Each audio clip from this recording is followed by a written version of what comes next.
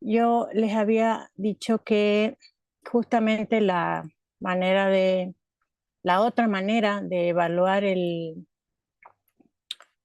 eh, conocimiento del discurso de la exposición consiste justamente en que puedan ustedes hacer una breve exposición.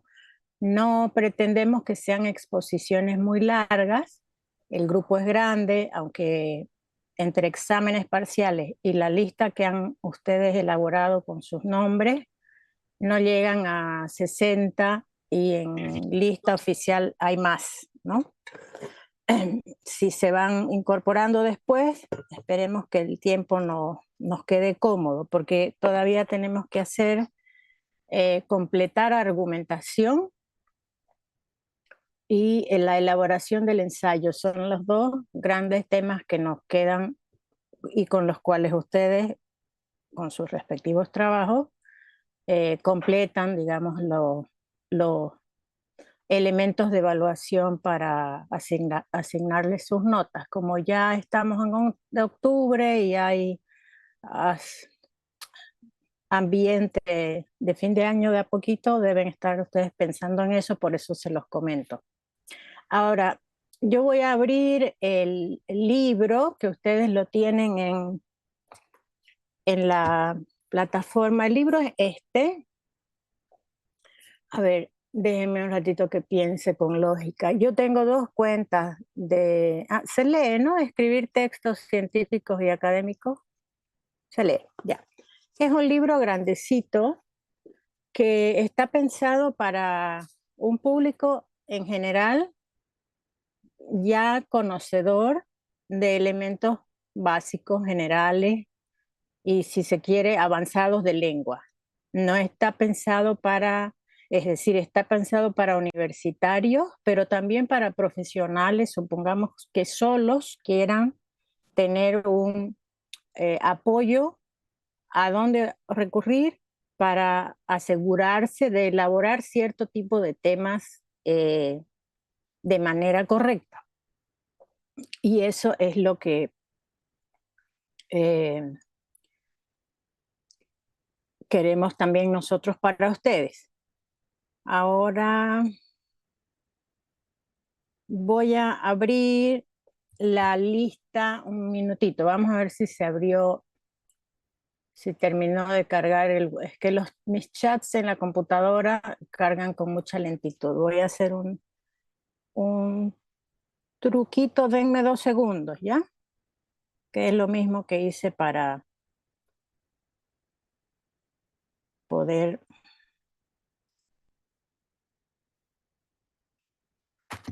mandarles el enlace. Lo paso a notas y aquí en notas se los mando desde mi celular el enlace. Y estoy haciendo al revés ahora. Aquí, vamos a ver si este enlace está bien. Debería abrirse nuestro cronograma. No, esto no es.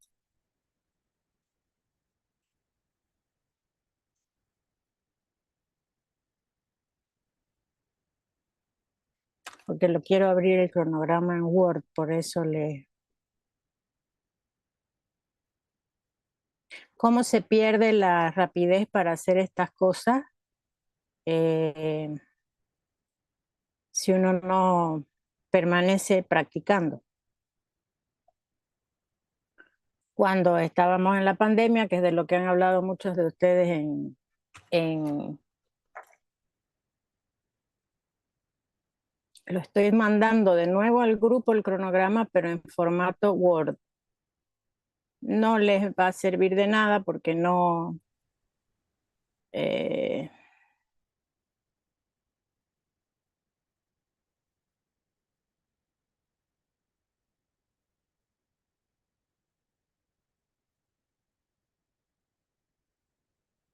porque es lo mismo, salvo que es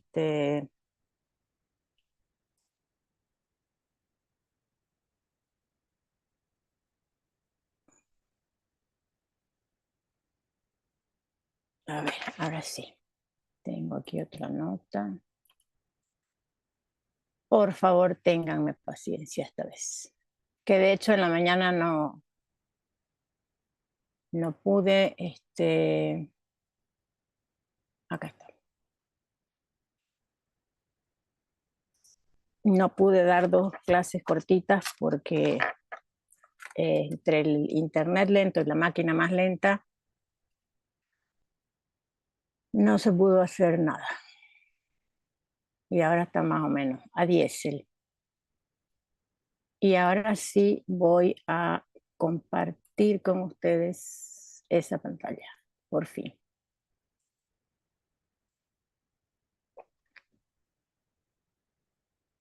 Ahora sí, la están viendo, ¿no?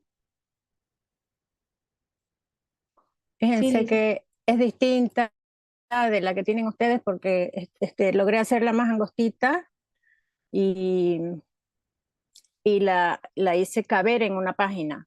No sé si esa fue la razón por la que un grupo de unos 5 estudiantes quedaron fuera de la lista. Ahora me voy a fijar que son Centeno y dos chicos más, chico y chica más.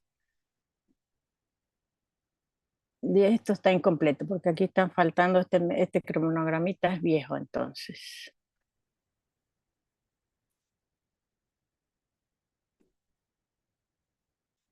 Entonces vamos a irnos directamente al libro de Marín, que yo ya lo tenía abierto, y vamos a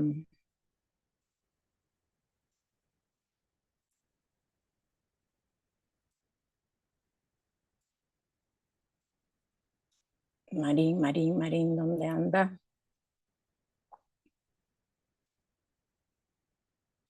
Ahora sí.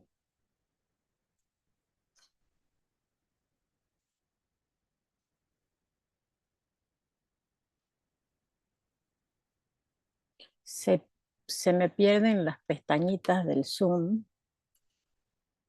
me quedo con mi escritorio, digamos, y no encuentro ahora, por ejemplo, la...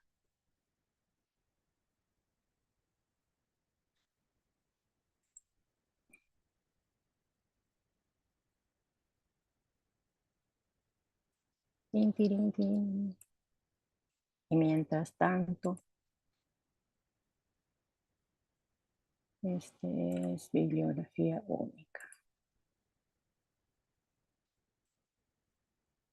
Ahora sí tenemos aquí el libro de Marín. Como yo les dije hace un ratito y les mostré y les dije en clase también, este libro lo tenemos en físico, por si alguien lo quiere fotocopiar, me avisa. Le podemos encargar a Verónica, que es eh, Verónica Visalla, nos acompaña desde hace muchos años en el otro edificio, ella tenía su propia máquina con su hermano y bueno, con el traslado al campus no pudieron seguir trabajando, sino así a pedido. Le dejamos las cosas en el campus, las lleva y las vuelve a traer, así que hay que calcular los tiempos. Y si no, podemos coordinar para que una persona que se pueda hacer responsable de la devolución del libro, porque lamentablemente estos libros no llegan aquí y tampoco son muy baratos. Y de hecho yo sé que no muchos de ustedes privilegiarían la compra de este libro, pero una fotocopia sí, yo se la recomiendo altamente, es un buen libro. eh, Tiene un libro aparte de ejercicios que también se los puedo pasar en PDF y los pueden imprimir. En cualquier caso, eso lo coordinamos el martes porque ahora ya no se los puedo hacer llegar. Nos vamos a ir al índice para no estar en todo el libro buscando, pero yo quisiera para los chicos que van a estar en la primera exposición, en la primera fecha, y los que vienen también, que lean esta introducción que tiene el libro y luego vayan a su tema. El libro está organizado para, como les dije, proporcionarles toda la idea del proceso de la escritura. A ver, porque aquí no me aparece el índice en la copia que les he enviado. Yo se los voy a escanear porque vale la pena que lo tengan por una cuestión de organización. Ah, no, no, sí, me había pasado. Ya. Entonces aquí nos vamos a fijar que el libro tiene una primera parte que ese es mi mouse, mejor dicho, mi máquina, no sé, ay, ya.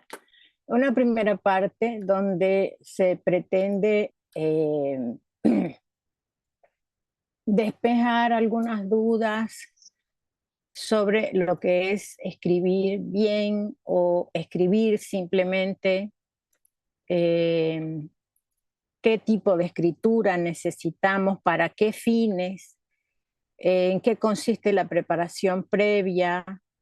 En esta primera parte, el libro les proporciona información muy amplia, muy general, de interés para cualquier tipo de público. Pero ya en el segundo punto, si ustedes se fijan, eh, la autora dice la escritura en contextos de estudio, porque evidentemente no es lo mismo. Yo puedo escribir cartas a mi familia que está en España, o qué sé yo, en Brasil.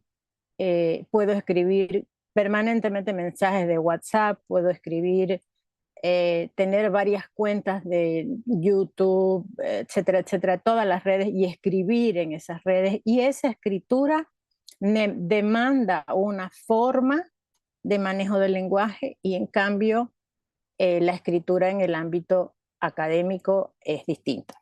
Les voy a dar un ejemplo. No es nada grave, pero le ha ocurrido a una de ustedes en el examen, que por cierto han estado bastante bien, les digo para su tranquilidad. Me falta corregir unos 15 nada más, eh, y les voy a pasar también antes del lunes, para que pasen un buen domingo, o el domingo en la tarde, por ahí, después que termine aprovechando el tiempo de las elecciones, les paso las notas de todos. Entonces, no es lo mismo escribir por fuera de la universidad que hacerlo aquí. Y esta jovencita, cuando escribió sobre el problema eh, de la pandemia, dijo y disculpen que lo repita literalmente, pero dijo en un momento dado: nadie sabe lo jodido que era tener que estar encerrado horas de horas tomando clases, no me acuerdo cómo sigue. Es una expresión muy genuina de la estudiante, es lo que seguramente sintió, y la palabra que eligió es la que seguramente mejor significaba lo que sintió. En ese sentido, está bien, pero como estamos en un contexto académico, tenemos que filtrar un poquito ese tipo de recursos, porque entre las varias acepciones que tiene la palabra o el verbo joder, ninguna es muy formal. Siempre resulta entre coloquial y vulgar. ¿Cómo se salvan esas situaciones? Ustedes pueden decir: nadie sabe lo jodido que bla, bla, profe, disculpe la expresión, digamos, o entre paréntesis, disculpando la expresión. Y ya hay más que disculparse, lo que están haciendo ahí es evidenciar que conocen dos niveles de lenguaje, o sea, dos variantes, la formal y la coloquial. Y eso es válido, eso es bueno, eso es tener conciencia de cómo usamos el lenguaje. Pero se los comento como ejemplo de esto, de lo que estamos viendo en el índice de nuestro libro. Bueno, Esta parte de aquí, características generales del discurso académico científico, yo ya la expliqué. La explicamos en un PowerPoint que tuvimos. Si no la tuvimos la clase virtual, está la grabación en la plataforma. Y si no está la grabación, está la diapositiva sin voz, de modo que la pueden ver. Pero este tema de aquí ya lo hemos expuesto, este punto 2, digamos, características del discurso académico científico. Recuerden otra cosa, y por favor, no es necesario, creo que les aclare. Levanten la mano, es decir, abran el micrófono y hablen el momento que quieran, porque yo puedo seguir hablando, sí, asumiendo que todo está quedando claro. No confundan el uso que nosotros estamos haciendo ahora de la palabra discurso. Discurso es en el uso general, común, en estas épocas además, cada uno de esos speeches que da los candidatos a la presidencia, que en este caso están yendo al balotaje, pero los anteriores también. Hay esa acepción primera de discurso, ¿no? Ese texto apelativo, cargado de retórica, con una fuerte cantidad de emotividad, que busca transmitirle una serie de cosas al receptor y convencerlo de algo. Eso es un speech. Segura estoy de que en inglés ustedes ya han utilizado la palabra speech en el sentido en que yo le estoy dando. En ese sentido, un speech o un discurso es un objeto, es un texto concreto. Nuestro uso desde la lingüística, que es otro y es obviamente válido, es el de discurso como proceso, como un modo o tipo de escritura. Por eso se llama, y lo tienen en sus libros, modos del discurso. Expositivo, dialogado, argumentativo, descriptivo y narrativo, los principales. Casi que esta nomenclatura está unificada y en digamos, en todas las universidades donde se enseña lengua e incluso en los colegios, si ustedes revisan su material de estudio, deberían encontrar esta acepción del término. Texto para cada unidad, una carta, una novela, un cuento, un poema, y discurso para la modalidad de escritura, modo descriptivo, modo argumentativo. Así que eso les quiero hacer recuerdo, como siempre le hago recuerdo de la palabra mensaje y del significado específico que tiene para nosotros. No se trata de unos tecnicismos más, son nombres de realidades lingüísticas concretas. Bueno, después está el punto 3 que les dice cómo es el texto que yo necesito escribir, y ahí les explicará cuáles son los géneros que hay en el mundo de la academia, o sea, la monografía, el ensayo, el resumen incluso a veces se usa, y aquí está describiendo ese tipo de textos, incluso con algunos ejemplos. Un poco más adelante. Nos vamos acá. Tiene 3 partes, les dije, ¿no? Este libro estamos en la primera. El punto 4 de la primera se refiere a las preocupaciones del que escribe. La autora está suponiendo que el escritor, autor, joven universitario, lo que sea, está así rascándose la cabeza y diciendo, pucha, ¿cómo le hago? ¿Cómo escribo? ¿Por dónde comienzo? ¿Cómo agarro los toros de este buey? Entonces le va sugiriendo un plan, ¿no? Hacer o elaborar un plan de texto que es muy recomendable, pero que muy pocas personas realizan. Ahora, imagínense si ustedes tuvieran que escribir una novela de 250 páginas, yo les garantizo que a lo largo de la escritura el plan se va a ir decantando o se va a ir viendo, digamos, y el escritor termina con una pared llena de papeles donde va poniendo capítulo 1, una síntesis, capítulo 2, una síntesis, y en paralelo algo de los personajes, algo de la trama o lo que sea. Es que hay que organizar visualmente lo que vamos a escribir. Se puede hacer durante el proceso.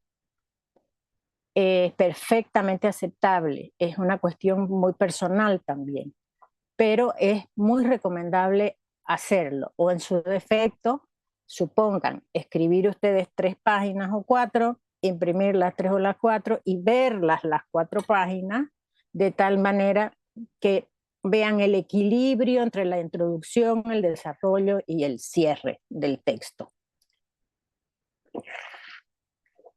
En ese sentido, solo trabajar con computadora, peor con celular, y estoy asumiendo que ustedes no escriben con celular únicamente a menos que tengan algo de que anotan cosas que se les viene a la cabeza y después las pasan a un texto.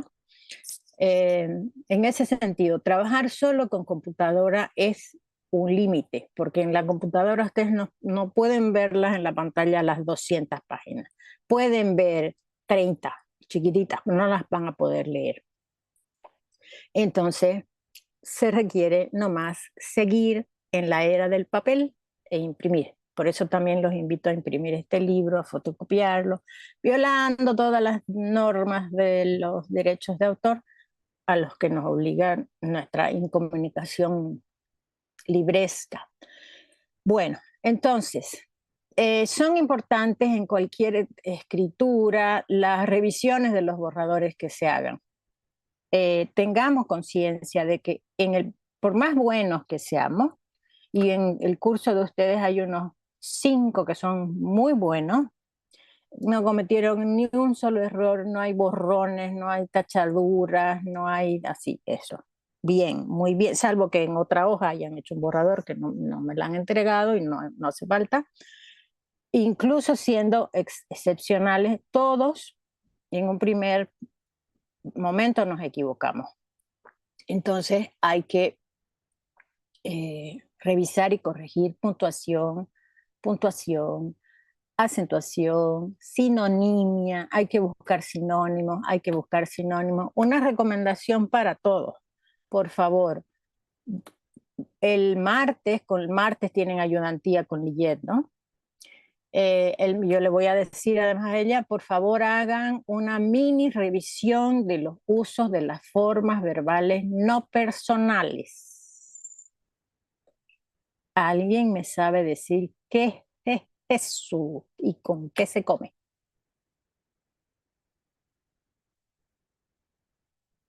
Hello. Formas no personales del verbo. Decimos formas personales porque cuando yo conjugo un verbo, lo que hago es hacer una declinación al verbo en relación con la persona gramatical, o sea, Juanita come. Pero hay formas no personales que no varían. Son 3. ¿Ya? ¿Se va acordando alguien? ¿O ya buscó en su celular? ¿Quién habla? El gerundio es uno, el participio es otro. Infinitivo. ¿Y Ariana dijo algo? Infinitivo. Exacto. Y si buscaron, está perfecto. Si no se acordaban, que fueron ustedes 2, está perfecto. Ahora sí no se van a olvidar. Las formas personales son esas que entran en relación con la persona que está en la oración, en la frase, en el texto. Juanita come sandía. Hay una relación, hay una presencia en el verbo de la persona. Come. Esa E es el morfema que se refiere a Juanita. En las formas no personales tenemos 3 elementos que no tienen la marca de la persona y que tampoco se pueden conjugar tal como las acabamos de decir con ustedes. Yo no puedo decir yo cantando, que es el gerundio. El gerundio es ando, endo, acuérdense. Pero sí puedo decir yo estaba cantando. Entonces resulta que el gerundio ahí, correctamente usado, está funcionando como que yo estaba cantando.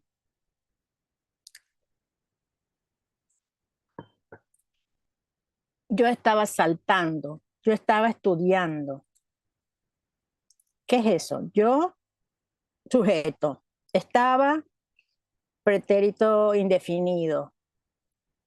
¿Cantando?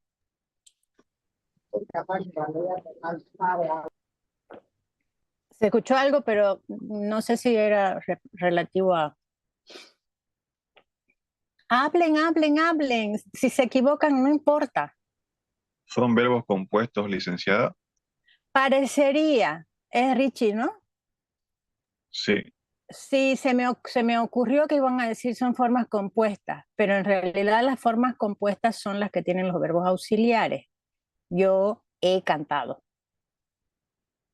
Ese sí es, eso es una forma compuesta del verbo. Pues fíjense que esas tres formas verbales no personales cumplen funciones de algo más que ya ustedes conocen. El gerundio cumple función de complemento circunstancial de modo, generalmente, porque si ustedes lo piensan, está afectando al verbo principal. Yo estaba cantando, está diciéndome cómo estaba yo. Si yo digo yo estaba en mi sillón, igual en mi sillón es una expresión, está constituyéndose como complemento circunstancial del lugar, que también es un poco de modo, porque está diciendo que está sentado, digamos.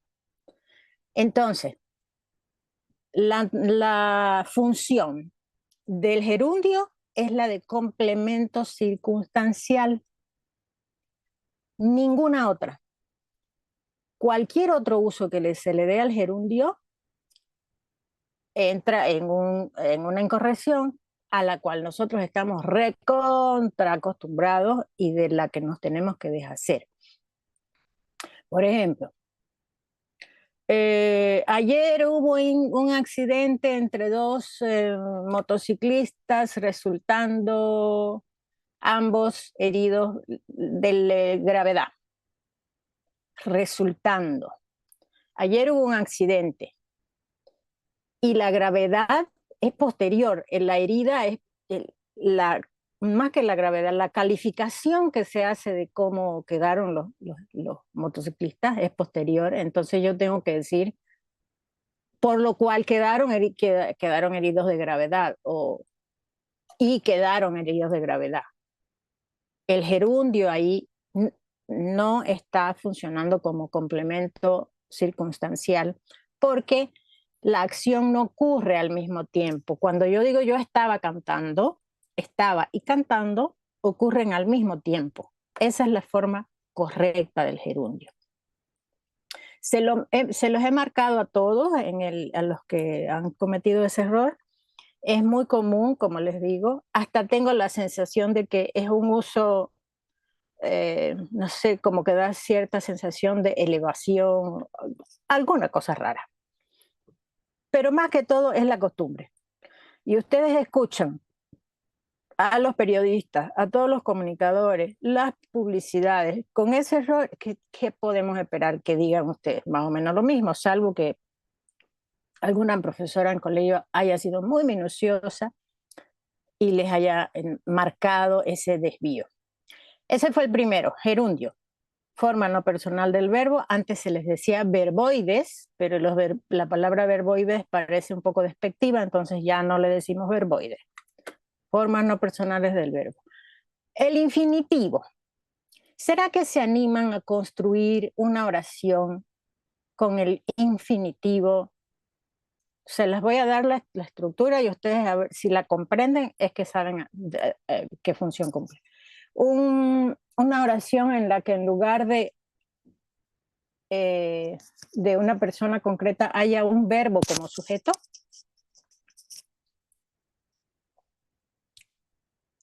Le suena raro, ¿no? Esta sería la, bueno, espero un poquito, por si alguien construye. En una oración, el infinitivo puede jugar la función de sujeto. Sí, esa es una forma medio que muy formal y refinada en los ejemplos que voy a dar de decir las cosas, pero después que le demos la vuelta a la oración van a ver que lo usamos todo el tiempo. La oración sería: leer es mi pasión. Más completa sería: el leer, sujeto, es verbo copulativo. Mi pasión, ese es un predicativo porque no tenemos una oración transitiva, es una oración copulativa, no hay propiamente predicado, es predicativo. Que conste que todo lo que estoy hablando no pertenece a ningún nivel avanzado de gramática. Es gramática básica, pura, simple y elemental. Si les está resultando muy raro lo que digo, hablen, lean, busquen, infórmense. Cuando uno le pilla la gracia, es interesantísima porque la gramática funciona como un rompecabezas. Todas las piezas siempre caben en algún lugar. Y hacer ese trabajo de colocar las piezas, o sea, por ejemplo, analizar una oración muy, muy larga, muy compleja, es muy, muy divertido si lo tomamos bien. Bueno, el leer es mi pasión. Ahí el verbo leer está en infinitivo y está cumpliendo la función de sujeto. ¿Quedó claro?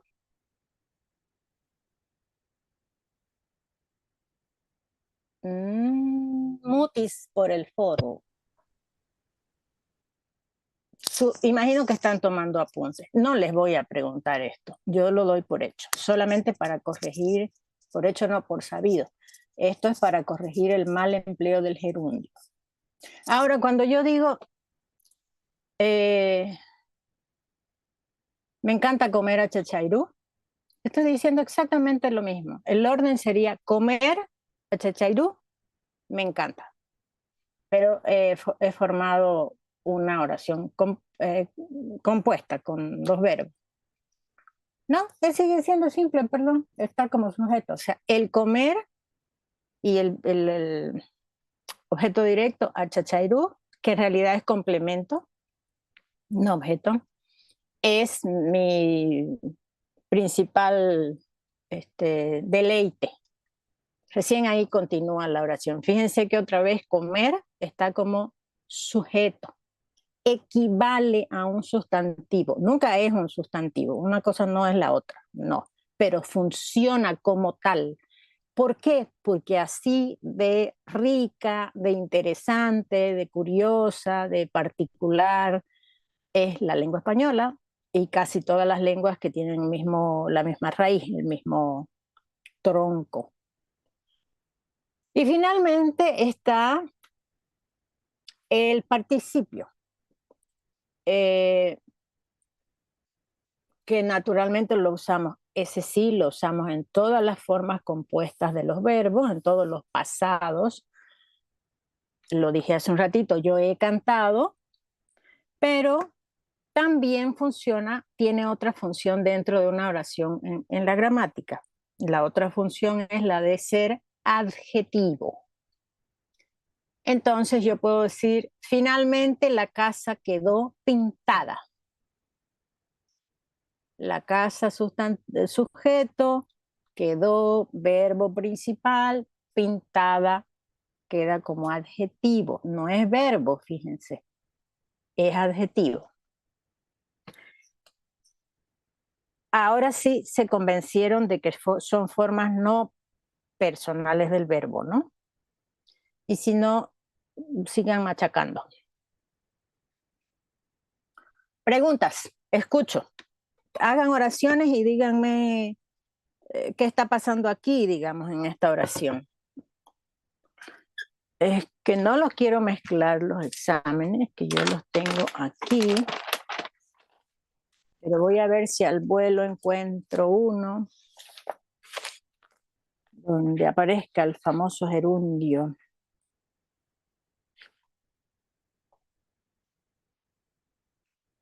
Mal empleado. Mientras yo busco, ustedes piensen en alguna preguntita.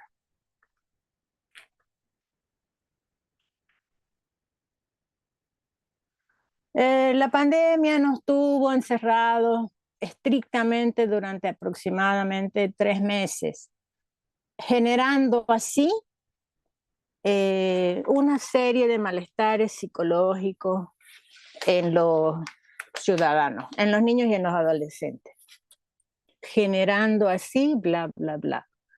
¿A quién está modificando ese generando? A nadie. Le da mucha pasividad a la oración y en cambio si nosotros decimos la pandemia nos mantuvo encerrados durante 3 meses, con lo cual los adolescentes o por lo cual los adolescentes pasaron por problemas psicoafectivos de cierta gravedad, bla, bla, bla, bla, bla, bla, le damos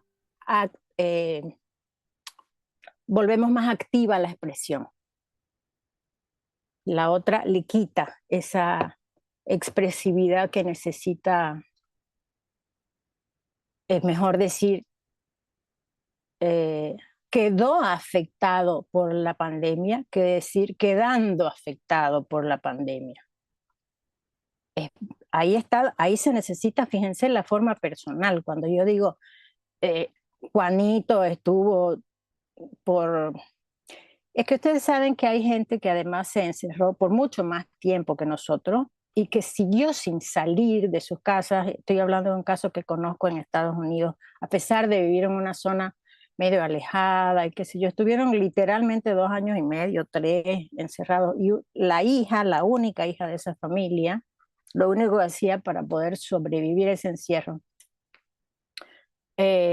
lo que